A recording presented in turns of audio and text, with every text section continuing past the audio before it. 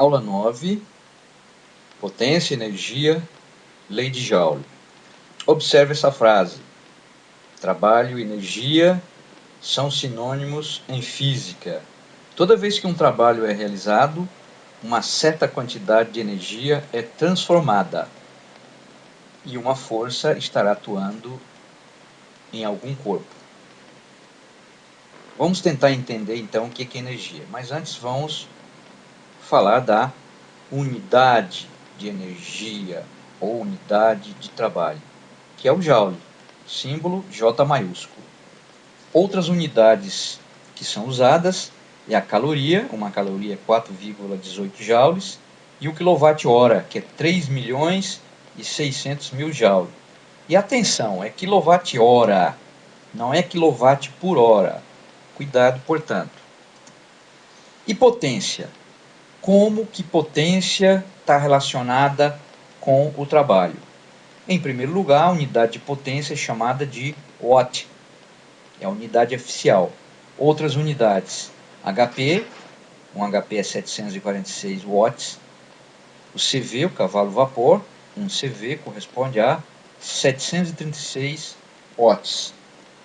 Potência é trabalho dividido pelo tempo, onde P é a potência desenvolvida pelo dispositivo em watts, tal, essa é uma letra grega chamada de tal,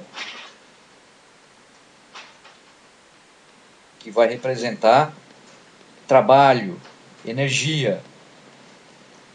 Aqui uma observação, alguns livros usam a letra W maiúscula de work, em inglês trabalho, para representar trabalho realizado, energia. Não usaremos porque W pode ser confundido com a unidade. Então, a potência de um dispositivo é a quantidade de energia que ele transformou quando estava funcionando no intervalo de tempo que levou para transformar essa energia. Tal é em joules, T é em segundos, portanto, potência é joule por segundo.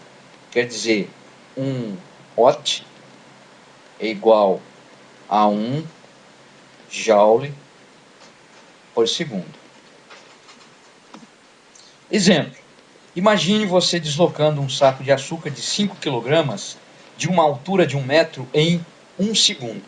Então você deslocou 5 kg de uma altura, né, de 1 metro. Você com certeza realizou um trabalho, você gastou energia, você desenvolveu uma potência. Qual foi a quantidade de energia transformada, gasta? Do que depende essa energia? Vamos responder essa questão.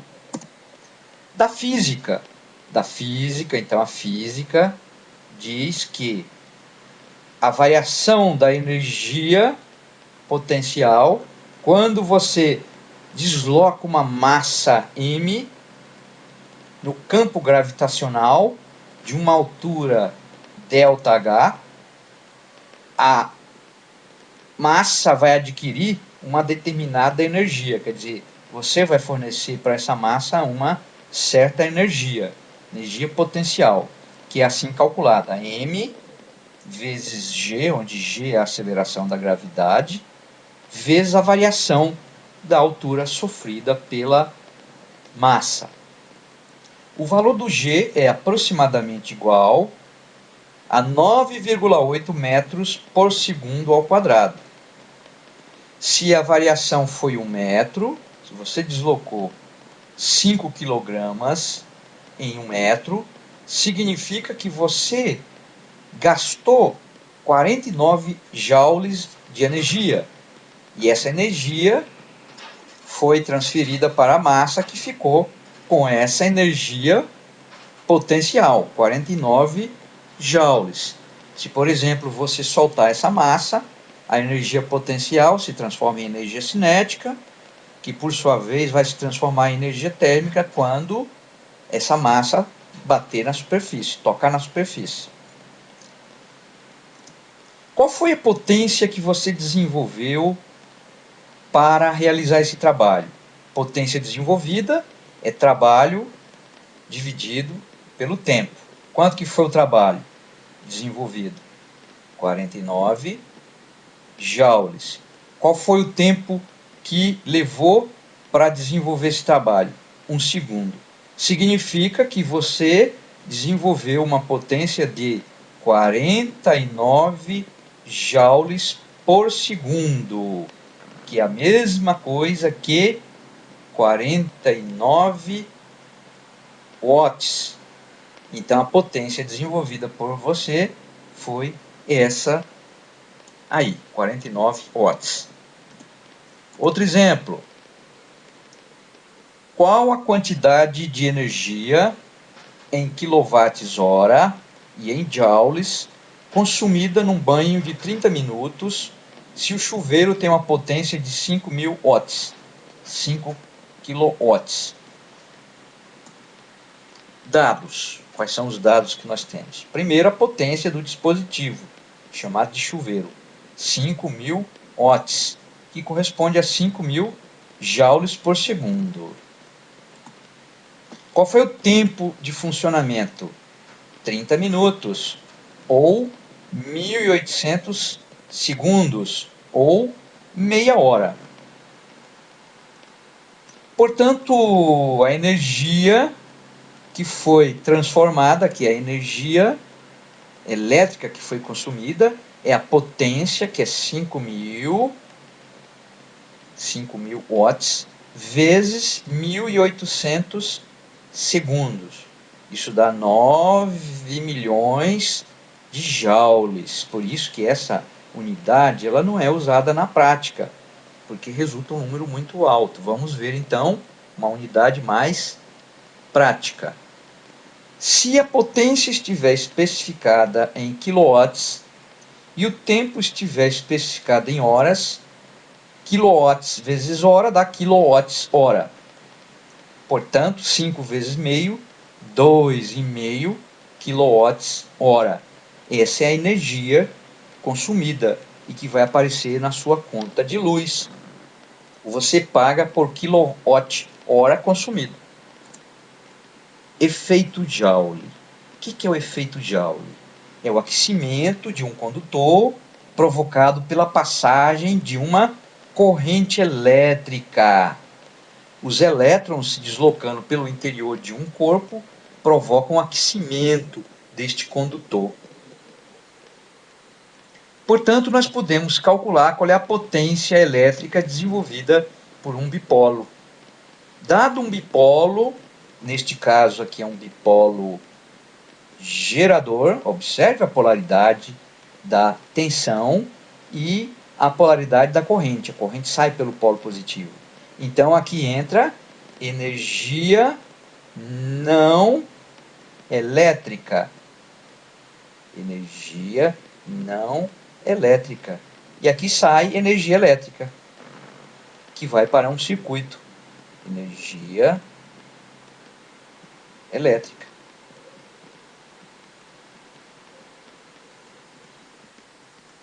A quantidade de energia pode, portanto, ser determinada se eu calcular a potência. A potência, aqui no caso, nós temos um dipolo receptor que recebe energia elétrica e transforma em energia não elétrica. Tá? Energia não elétrica. Por exemplo, um chuveiro, né? Que converte energia elétrica em calor. A potência desenvolvida por um bipolo, seja ele gerador ou seja ele receptor, é calculada da mesma forma. É o produto da tensão nos terminais do dispositivo pela intensidade da corrente que percorre o dispositivo. U multiplicado por I, onde U é em volts, I em amperes e a potência vai ser especificada em watts. O que muda é o significado. No caso do gerador é a potência elétrica fornecida enquanto que no receptor, P é a potência elétrica consumida, recebida. Mais um exemplo. Qual é a potência desenvolvida por uma pessoa para elevar um corpo de 5 kg a uma altura de 1,5 m em 1 segundo? Por simplicidade, adotar a aceleração da gravidade igual a 10 metros por segundo ao quadrado. Resposta. Primeiramente, precisamos calcular qual é o trabalho desenvolvido, qual é a energia transformada, que vai ser a massa multiplicado pela aceleração da gravidade e multiplicada pelo deslocamento, pelo ΔH. Isso vai ser 5 vezes 10 vezes 1,5, 75 joules. Como isso foi feito em 1 segundo, então a potência desenvolvida foi de 75 joules por segundo, ou 75 watts. Como um HP é 746 watts, a potência que essa pessoa desenvolveu foi aproximadamente 0,1 HP, 1/10 de HP. Lei de Joule. Lei de Joule. Consideremos que o bipolo receptor é um resistor. O que um resistor faz na vida? Consome energia elétrica e transforma em calor. Não tem outro tipo de energia em questão, somente energia elétrica, que é energia consumida, e calor. A gente diz que um resistor dissipa potência elétrica em calor. Nós então temos o seguinte: a potência elétrica que ele consome é U vezes I. Portanto, a potência dissipada em calor, transformada em calor, é U vezes I também. Mas, como sabemos que U é igual a R multiplicado por I, então, neste caso, a potência dissipada também pode ser calculada desta forma: R multiplicado por I ao quadrado. Ou então, a potência pode ser calculada também desta maneira: é a tensão ao quadrado dividido pela resistência do resistor. Quais as aplicações principais do efeito Joule? Onde a gente usa o efeito Joule na prática? Bem, nós temos aplicações interessantes, como por exemplo o chuveiro, né? Se nós não tivéssemos o chuveiro, tomaríamos um banho frio sempre, né? Aquecedores de uma forma geral, fornos elétricos, lâmpadas, né? Apesar da lâmpada a gente não querer que ela aqueça, mas é o aquecimento do filamento que faz com que ela brilhe, portanto produza luz. O ferro de soldar e outras aplicações. Então aqui temos um exemplo, né, da resistência de um chuveiro, que basicamente é um fio condutor feito de uma liga, que ao ser percorrido por uma corrente aquece e em contato com a água aquece a água. A lâmpada, qual é o princípio de funcionamento de uma lâmpada? Uma lâmpada ela é um bulbo de onde foi retirado o ar e foi colocado um gás inerte para impedir que o filamento ele se deteriore. Então, esse filamento, que é feito de um material chamado de tungstênio, ao ser percorrido por uma corrente elétrica, por causa do efeito Joule, aquece de tal forma, atingindo temperaturas da ordem de 2000 graus Celsius, de forma que emite luz. É lógico que a lâmpada, ela dessa forma, não é um dispositivo com um bom rendimento. Por isso se usa hoje em dia as lâmpadas fluorescentes, as lâmpadas de LED, onde esse aquecimento praticamente inexiste. No caso de uma lâmpada incandescente, mais de 90% da energia elétrica consumida é transformada em calor. Somente uma pequena parte é transformada em luz. Então, o ferro de solda, de uma forma geral, nós temos aqui um ferro de soldar, ele é ligado na tomada, tá? Tem aqui uma resistência aquecedora, que vai aquecer uma ponta de cobre, onde eu vou colocar uma solda que vai derreter e dessa forma eu posso unir dois componentes, eu posso soldar um componente numa placa, etc. Outra aplicação do efeito Joule são os fusíveis. Os fusíveis são dispositivos de proteção que consiste basicamente de um pequeno fio feito de um material que tem um baixo ponto de fusão. Quando a corrente passar de um determinado valor, esse fio se funde, protegendo, portanto, a instalação. Hoje em dia já quase não se usa esse tipo de fusível porque ele só tem, depois de usado, ele vai ser jogado fora. Não pode ser reutilizado. Ao invés disso, se utiliza muito os disjuntores termomagnéticos, que são dispositivos que desligam o circuito quando a corrente passar de um determinado valor, ou quando a temperatura passar de um determinado valor. Dissipação do calor. Muitas vezes o calor não é interessante. Por exemplo, um computador ele aquece, componentes como diodos, transistores aquecem. Então, de alguma forma, precisamos transferir facilmente o calor do corpo destes componentes para o meio ambiente. Acontece que o ar é isolante, um bom isolante térmico. Então, muitas vezes é necessário fazer essa dissipação do calor.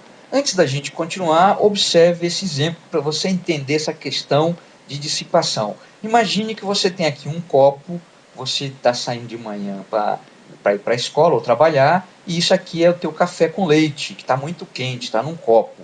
Digamos que ele vai esfriar naturalmente, né? Quer dizer, vai perder calor. Digamos que a taxa de perda de calor seja essa, 2 joules por segundo, ou 2 watts. Se você derramar este café com leite num prato, com certeza ele vai resfriar mais rapidamente, porque a área é maior em contato com o ar. Então, ao invés da perda ser de 2 joules por segundo, vai ser de 6 joules por segundo, ou 6 watts. Quer dizer, essa questão da perda de calor, da transferência de calor, ela depende de uma série de fatores. Por exemplo, depende da área. Por isso mesmo é que resistores vêm com diferentes tamanhos que têm a ver com a capacidade de perda de calor. Então, quando você for comprar um resistor, além do valor da resistência, você deve informar também qual é a potência que você quer para esse resistor, a potência que ele pode dissipar. Os principais valores são 1/8 de watt, 1/4 de watt, meio watt e 1 watt, dependendo do tipo de resistor. A capacidade de dissipar potência não tem a ver com o valor da resistência, tem a ver com o tamanho. Calor em excesso, como eu já disse, pode prejudicar os componentes eletrônicos. Então, daí a necessidade do que chamamos de dissipadores de calor ou radiadores, que nada mais são do que placas metálicas que são coladas junto ao componente. No caso aqui nós temos um componente chamado de transistor. Então esse componente aquece e transfere facilmente o calor para o metal. E o metal é que de fato vai, a placa de metal é que de fato vai aquecer. Quem aquece não é o transistor, tá? Então não se esqueça, dissipador de calor é uma placa metálica, em geral de alumínio, mas pode ser de cobre também, que recebe o calor produzido por efeito Joule no componente eletrônico, evitando dessa forma que o componente aqueça demais. Limites de funcionamento. Imagine o seguinte caso. Temos um resistor de capacidade de dissipação de 1 watt, ligado a um circuito elétrico. Esse circuito elétrico tem uma tensão de 2 volts e fornece uma corrente de 1 ampere. Isto significa que a potência elétrica que este gerador, no caso a pilha, está fornecendo para este resistor é de 2 volts vezes 1 ampere. Não esqueça que potência elétrica é calculada fazendo o produto da tensão pela corrente. Portanto, está sendo fornecido 2 watts de potência elétrica para este resistor, que dissipa no máximo 1 watt, quer dizer, a capacidade dele de perder calor para o meio ambiente é no máximo de 1 joule por segundo. E cadê a diferença? Que é 1 watt, 1 watt também, 1 joule por segundo. Essa diferença é usada para aquecer o resistor. E dependendo do tempo que ele ficar ligado, ele simplesmente vai queimar.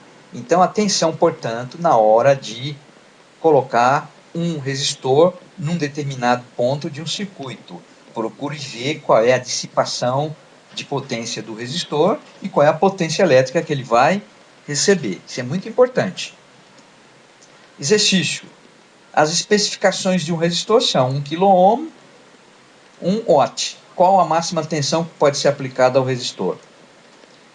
Então, nós vamos utilizar, basicamente, essa expressão aqui. Potência máxima é R vezes I ao quadrado, onde I é o I máximo. Daqui a gente tira que o I máximo é 31,6 mA. Usando a lei de Ohm, U é igual a R vezes I, obtemos a tensão máxima que pode ser aplicada, 31,6 volts. O que acontece se eu aplicar uma tensão de 31,6 volts num resistor de 1 kΩ? A potência que ele vai dissipar, a potência elétrica que ele vai consumir é de 1 watt. Então ele tem que ter capacidade de dissipar 1 watt, senão ele esquenta. O que acontece se eu passar de 31,6 volts, aplicar 32? Ele vai explodir? Não, é lógico que não. Ele começa a esquentar além da conta. Se ele ficar ligado um tempo excessivamente alto, ele pode queimar. Se eu aplicar ao invés de 32, aplicar 100, pode ser que nesse caso o tempo seja muito curto, seja de alguns segundos, ele queima. Isso é uma questão de fazer a experiência. Uma coisa é certa, você nunca pode ultrapassar os limites do componente. O componente ele tem uma vida útil. Se você exagerar a tensão, exagerar a corrente, você diminui essa vida útil. Um outro exercício. O motor elétrico consome 10 amperes. Aqui nós não vamos mostrar o funcionamento do motor elétrico. Vamos tratar o motor elétrico como um bipolo, quando ligado em 220 volts. Sabe-se que o rendimento do motor é 80%. Determine potência elétrica do motor. Energia consumida em 2 horas de funcionamento, em kWh. Potência mecânica obtida no eixo do motor. Potência dissipada em calor dentro do motor. Então, vamos representar por um bloco o motor que consome uma potência elétrica. Ele transforma essa potência elétrica em potência dissipada, porque ele tem condutores lá dentro, e potência útil, que é o que eu quero, é desejado dele, a potência mecânica, né? O eixo girar para girar alguma coisa útil. Então, a potência elétrica é a potência total. Potência mecânica é a potência útil. E a potência dissipada, por simplicidade, vamos supor que ele dissipa a potência somente por efeito Joule. Ele não dissipa a potência de outras maneiras, o que não é verdade, não é? É lógico, pela conservação da energia, a potência elétrica é igual à potência mecânica mais a potência dissipada. A energia, não se esqueça, ela não se perde, nem aparece do nada. Nós definimos o rendimento do dispositivo como sendo a relação entre a potência útil, no caso a potência mecânica, e a potência total, que no caso é a potência elétrica.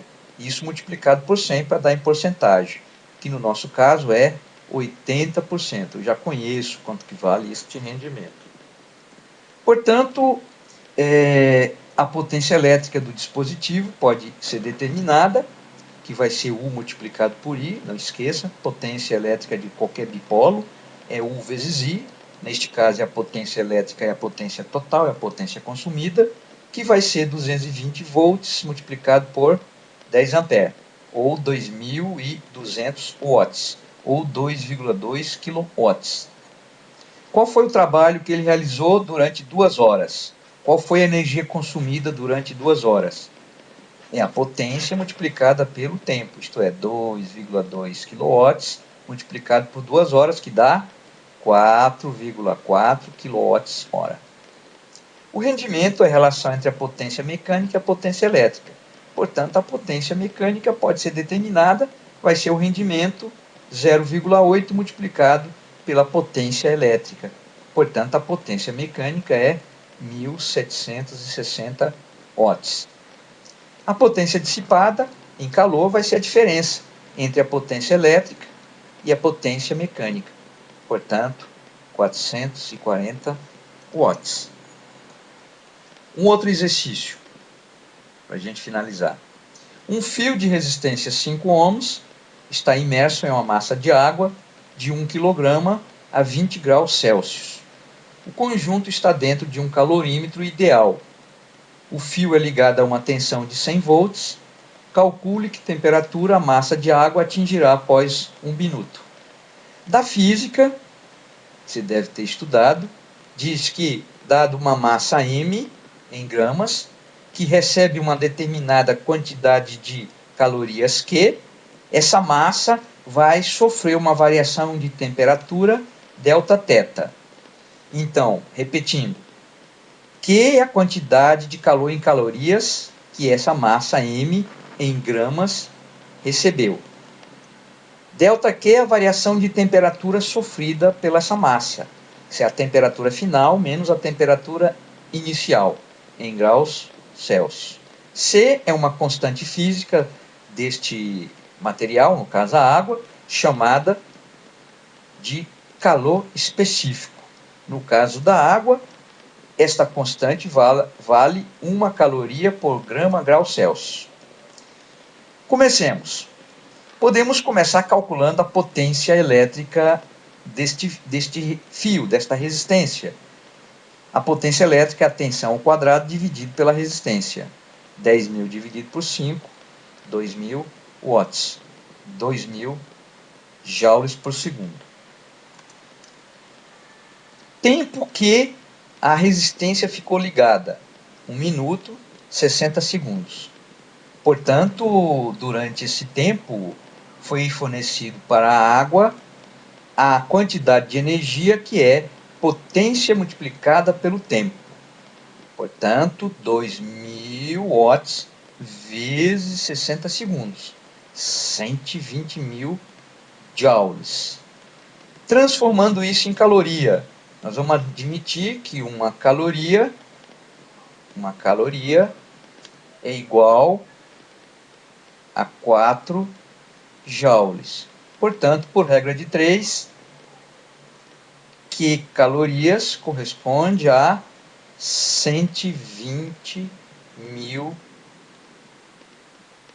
joules. Então, daqui nós tiramos que Q é igual a 30.000 calorias. Portanto, como sabemos que, conhecida a quantidade de calorias recebida pela massa e conhecida a massa, eu sei qual vai ser a variação de temperatura que essa massa vai sofrer. Então, a variação de temperatura vai ser a quantidade de calorias recebida, que é 30.000, dividido pela massa, que é 1.000 gramas, 1 quilograma, multiplicada pelo calor específico. Isso dá 30 graus Celsius. O que é esse 30 graus Celsius? É a variação de temperatura. É a temperatura final menos a inicial, que no nosso caso é 20 graus Celsius. Portanto, significa que aquela massa de água vai atingir uma temperatura de 50 graus Celsius, se a resistência ficar ligada durante 1 minuto naquela bateria de 100 volts. Outro exercício. Calcule a potência elétrica do gerador, a potência dissipada no resistor em cada caso. Então, nesse caso, nós temos um gerador de 12 volts, uma resistência de 2 ohms, portanto, a potência do gerador é igual à potência dissipada, isto é, a tensão ao quadrado dividido por 2, 72 watts. Neste caso aqui, a tensão é 12 volts e a resistência é 2 kΩ, portanto 2.000 ohms. Então é 12 ao quadrado dividido por 2000, que dá 72 vezes 10 a menos 3 watts, 72 miliwatts. Tá? Como complemento, sugiro que resolva também os exercícios da bibliografia citada. Nessa bibliografia tem exercícios propostos e exercícios resolvidos, com resposta. Você deve resolver o maior número de exercícios possíveis sobre o assunto para aprender corretamente o assunto. Então, na aula de hoje, nós vimos lei de Joule, nós vimos o que é potência, o que é energia, trabalho, qual é a relação entre potência e energia. Até a próxima aula, portanto.